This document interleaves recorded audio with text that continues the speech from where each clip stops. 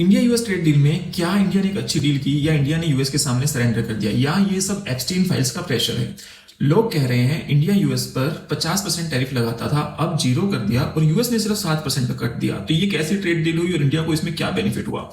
Reality ये है, India का एक्चुअल एवरेज टैरिफ सिर्फ 9% है। मतलब इंडिया यूएस पर सिर्फ 9% की एवरेज टैरिफ लगाता है। 30 to 100% के टैरिफ सिर्फ एग्रीकल्चर प्रोडक्ट्स पर लगते हैं। एग्रीकल्चर प्रोडक्ट्स पे टैरिफ हाई है, पर इंपोर्ट सिर्फ $1.5 बिलियन का है, जो ओवरऑल ट्रेड में बहुत छोटा नंबर है। इंडिया ने कहीं ऑफिशियली नहीं बोला कि हर चीज पे जीरो टैरिफ लगेगा। ये सिर्फ ट्रंप का ट्वीट में लिखा है और ट्वीट ट्रेड एग्रीमेंट नहीं होते हैं। ट्रंप बोल रहा है इंडिया $500 बिलियन के यूएस गुड्स खरीदेगा। रियलिटी, इंडिया अभी यूएस से सिर्फ $45 बिलियन इंपोर्ट करता है और पूरी दुनिया से 700 बिलियन। तो 500 बिलियन मैथमेटिकली पॉसिबल ही नहीं है, बस एक हेडलाइन नंबर है। इंडिया अगर चाहे भी तो भी $500 बिलियन के गुड्स यूएस से नहीं खरीद सकता। हम करेंगे क्या भाई उसका?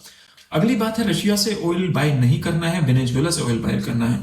तो ये इंडिया की नहीं, ट्रंप की मजबूरी है। वेनेजुएला का हैवी क्रूड सिर्फ इंडिया और चाइना रिफाइन कर सकते हैं।